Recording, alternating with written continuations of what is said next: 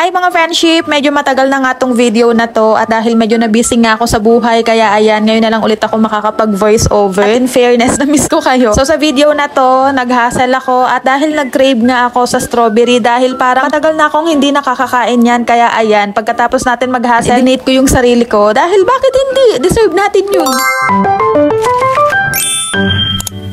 So, ayun na nga mga friendship, medyo maagap nga akong lumabas dyan para magpa-cute, para magtinda, oo, wala na tayong pambiling bigas, kaya kailangan na ng kaibigan yung magpaganda. Magtinda, ano ba yan? Charot! Alam niyo mga friendship, di ba, ilang araw nga ho akong hindi nakapag-upload. Tapos habang hindi ako nag-upload, alam niyo ba yung ginagawa ko? Nanonood lang ako ng mga vlog ng ibang content creator, ng mga aspiring vlogger. At alam niyo, medyo marami rin akong natutunan sa kanila. At dahil doon, lalo akong naguluhan kung ano ba yung content na gusto kong ipakita sa inyo, kung ano ba yung personality na gusto kong i-adapt sa sarili ko. Basta ang gulo-gulo. Actually, meron naman yung tumutulong sa akin, yung social manager ko na i-elaborate sa akin yung mga content na naiisip ko. Kasi nga sa sobrang dami, naguguluhan na talaga ako, friend. Ako kasi mga friendship, ayoko nung basta gagawa lang ako ng vlog. Gusto ko kasi kahit papano, kahit konti, meron kayong matututunan, meron kayong makukuha sa panonood sa mga vlog ko, sa mga videos ko, kahit konting confident, konting kabaitan sa katawan, kahit na ako hindi talaga ako mabait sa totoong buhay. Charot! Uy, hindi. Siyempre, mabait ako sa mabait sa akin. Pero kung masama ka, ay alam mo na, magtago ka na. Charot! Ay, ayun na nga ho mga friendship, mabalik tayo din sa pag-hustle ko. At speaking of pag-hustle, alam ko marami sa inyo yung nakakapanood ng mga vlog na halimbawa, nagtanim sila, tapos aanihin nila. Malamang, sinong kukuha? Di yung kapitbahay. O hindi, di ba kapag nagtanim ka, tapos kapag bumunga na yon, kukunin mo na yun sa taniman, tapos ididiretso mo na sa kusina para lutuin. Di ba ang sarap sa pakiramdam ng ganun? Tapos marami pa akong nakita mga friendship na yung mga nanghihibasan, like parang ang sarap-sarap manguha ng isda sa gabi, tapos ikaw mismo yung manunungkit, mga mamimingwit, tapos ikaw din yung magluluto. Parang ang sarap sa pakiramdam ng ganun mga friend. Yung tipong pinaghirapan mo baga at para magkaroon kayo ng idea din sa mga pinagsasabi ko at baka sabihin nyo nag-eme-eme ako. So, isa sa mga vlogger na nakita ko, syempre, si Kamang yan, diba? Alam ko kilala nyo yan. At si Miss Tabu D ng Makalelon, Quezon. Like, girl, parang gustong-gusto ko yung ginagawa niya, yung pangunguha niya ng mga isda, ng mga pusit, at kung ano-ano pang mga isda sa dagat, ganyan. Basta, ang ganda ng content niya, parang ganun din yung gusto ko ng i-content. Kaya lang, saan naman ako dito maninisid? Saan naman ako dito manghihibasan? Tapos wala naman akong mga tanim din sa Maynila. Puro usok, pwede pa. Manguha ng usok, baka pwede pa yung i-content. Uy, bakit parang may kaaway? Hindi, nabanggit ko lang. Ayun na nga mga friendship, mabalik tayo. Alam nyo yun, parang naging dream content ko na tuloy yun. Kaya lang ay may problema ho. Takot ho kasi ako sa mga nagapang babulate, uod, mga gayaan. Pero dahil, alam nyo na, bida-bida, gusto ko pa rin huyang subukan. Pagdating ng panahon, hindi pa naman ngayon.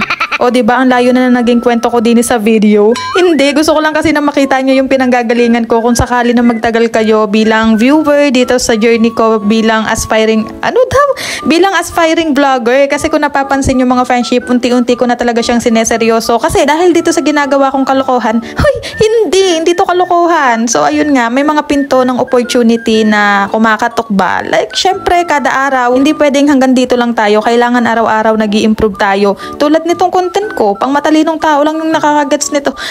Hindi! Syempre, hindi kasi ako basta-basta nagko-content dito. May mga bagay na gusto kong matutunan ko at syempre ng mga nanonood sa akin.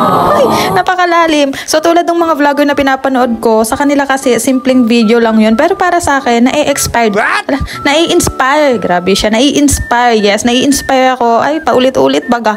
Ay, ganun din yung gusto kong ma-feel ng mga taong nanonood ng mga video ko.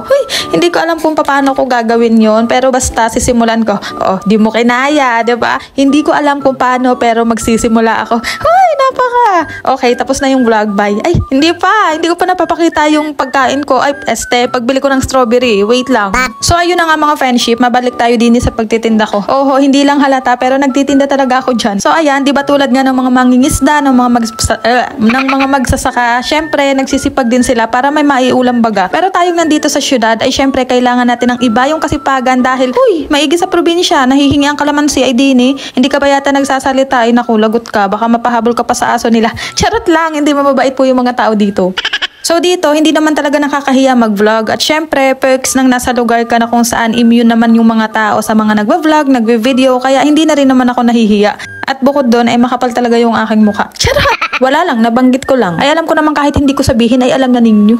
Pero syempre, iniiwasan ko talaga na mapasama yung iba, at hindi naman talaga lahat ay gustong makita yung mga mukha nila sa camera ba. Pero shoutout ho sa mga nahagip, salamat po sa inyo. At ayan nga mga friendship, kakapakyut ko dito, hindi ko napansin na wala na pala akong paninda, ubos na pala, ay sigaw pa ako ng sigaw, kaya ayan, biglang may tumawag, umorder, ay ayan, tingnan nyo naman, marathon man din ang takbo ko din ni pauwi at kukuha pa ulit. Parang paulit-ulit yung ayan ko, ay hayaan nyo na. At ayun na nga, dali-dali nga ako at nakakahiya sa customer, baka gutom na. At pagkatapos nga ng ilang oras na paglalaro, paglalako, ay ayan, naubos na rin yung ating banana queue. So mabilis lang naman talaga siya maubos kasi marami namang bahay dito. At syempre, dahil tinatamad na silang lumabas, kaya kapag ganitong may mga magaganda, mga magtitinda, di ayun, nagsisilabasan sila, parang isda lang ano.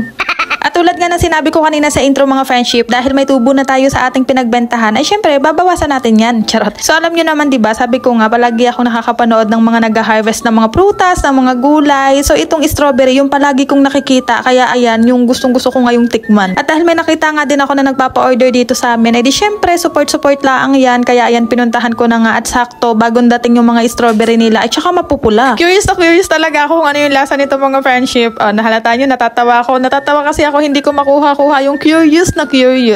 I'm so excited talaga na matikman ko na ulit siya. Matagal ko na kasi siyang hindi natitikman, as in yung prutas baga. Alam ko nung bata pa ako, nakatikim na ako nito. Pero syempre, medyo matagal na yun, kaya hindi ko natanda yung lasa. Kaya wag kayong ano dyan. Uy, bakit parang may kaaway? Uy, hindi, nabanggit ko lang. Shoutout din po dito kay kuya na nabilhan ko, na very proud sa kanyang kagwapuhan. O diba, ay salamat. So located po yung kanilang tindahan dito sa may SPV, Southgate 1, Block 13, as in 13, lot 7. So free delivery din po sila around sa Springtown. Kaya check nyo din, baka may magustuhan din kayo sa mga paninda nila. At ayun na nga, so dito ako pumunta sa may Aniana kasi wala lang, maganda kasi yung panahon ngayon at parang ang sarap kumain dito ng strawberry. Charot.